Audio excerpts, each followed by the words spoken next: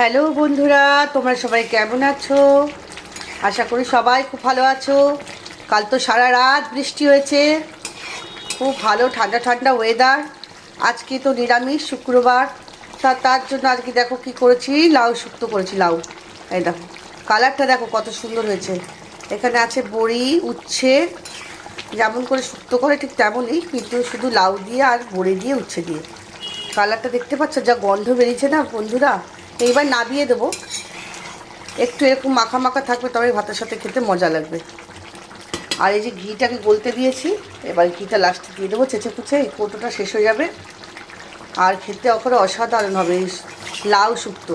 তোমরা কারা কারা ভালোবাসো অবশ্যই কিন্তু জানিও বন্ধুরা। ও বন্ধুরা, আজ যে খাচ্ছে মোদি।